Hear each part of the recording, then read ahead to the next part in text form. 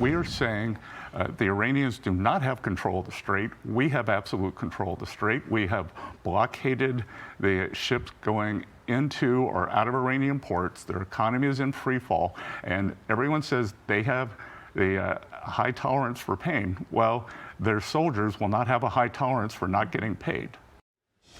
President Trump is launching Project Freedom to open up the Strait of Hormuz. CENTCOM says that the U.S. has helped 2 merchant vessels get out of the Gulf, but Iran is threatening to attack American ships guiding the tankers. And as the president rejects Tehran's latest peace proposal, all options are on the table.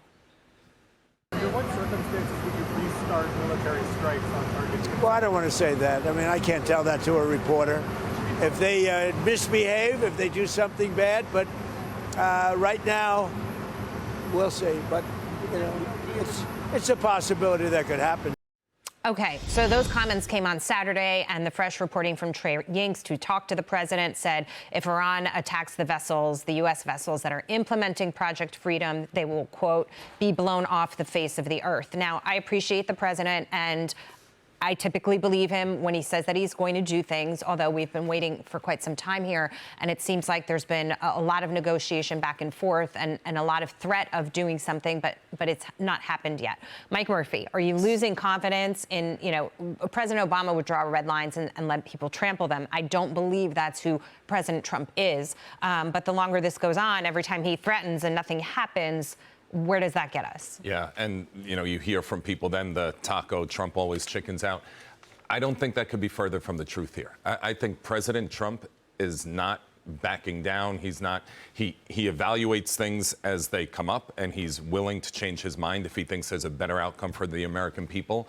But I believe he doesn't want to have more attacks on Iran because it's going to have a profound impact on the people of Iran. And so on their infrastructure for decades to come. So if he doesn't get a deal, he's going to do it. But I think he's going to show that he's going to do everything in his power to push that off as long as possible, or to avoid it if at all possible. And if not, he's going to protect American troops and American citizens, and he's going to do what he has to do. And he seemed cool as a cucumber in that soundbite on Saturday. You've got a market that, you know, apart from some of the losses we're seeing today, is around all-time highs. The oil price is bobbing around this, you know, between $100 and $105 a barrel, so it's not going out of control, giving the risk premium that there is in the Middle East right now. Dagan, he seems to hold all the cards because he's got the military option. He's got an economic option. He's opening up the strait now.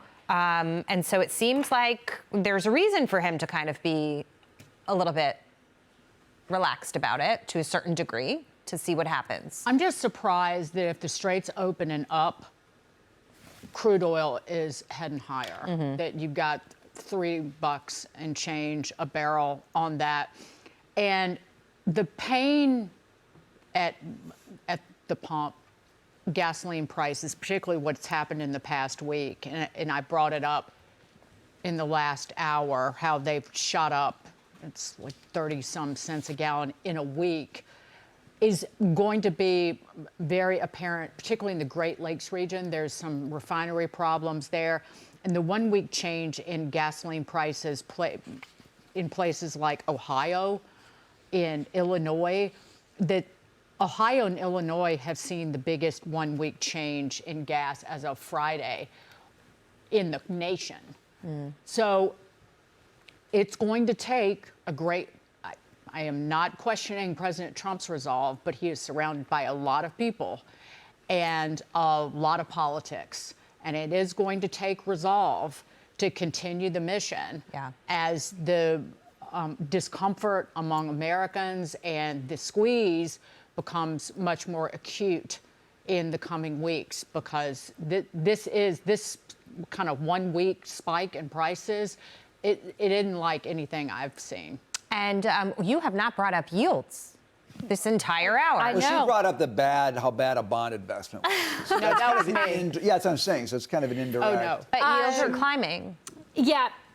So my cold take is, until the strait's really open, like without an escort, oil prices and yields aren't going to come down. You need it like free flowing the way it was. And like yes, trust sports are and- nice, but like that also has an end date on it. And so I think the market wants to know like really open, like open the way it was before. Let's quickly pull up a Truth Social from Trump. He just said Iran has taken some shots at unrelated nations with respect to the ship movement, Project Freedom, including a South Korean cargo ship. But he says that we've shot down 7 small boats. It's all they have left. Other than that, no damage going through the strait. There's a news conference tomorrow morning with Hegseth and Joint Chiefs of Staff Dan Kane. All right. Well, So my thought, again, it's great that we shot down the small boats, but oil and yields aren't going to come down until we like really get this thing open. ExxonMobil on their earnings last week, the CEO there said the delay is only about 1 to 2 months. Once it's open, 1 to 2 months and things are back flowing again. So it's not just gasoline prices, it's also mortgage rates are heading higher. That's the squeeze. Hegseth speaking tomorrow. Maybe it takes a little bit more than 24 hours to be able to tell the nation what Taylor's saying, that it's open for business for real. Well, they got to do it, right? We hold cards and we're saying we want it open, but we do just have to do it. I mean, I think the world is in a show me you can do it situation. This is a huge moment for the president, for the U.S. The Hormuz question has bedeviled us. It really has. We may have control, but things aren't going through there. So I am glad he said, I hope he means this, and I hope he doesn't. It sounds like he is. Blow the ships out of the water. I think this ceasefire has run its course. It's not doing anything good for us. So go after them with everything we've got. General Keane says we've got twice as much firepower there as we did at the beginning of the war.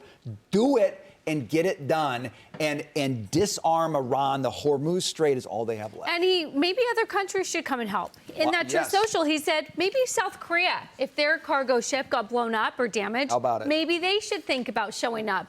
Let's let other people show up as well, because this is the world's fight. This is not just the U.S. fight. It sure is. I just want to add, this is from Annie Lipow this morning. Even if the conflict ends tomorrow, it'll be 6 to 12 months for the oil market to return to some semblance of normal. And this ignores the fact that 2 of the 14 LNG trains in Qatar were so severely damaged, it's going to take 3 to 5 years to repair them. Yeah, the LNG damage there was pretty catastrophic.